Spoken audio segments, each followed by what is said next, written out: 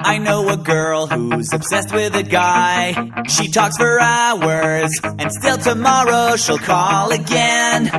And when he thinks that this could be the end, she calls again. At 6 in the morning, she waits at the door. He tells her to leave, but still tomorrow she'll be there again. She won't let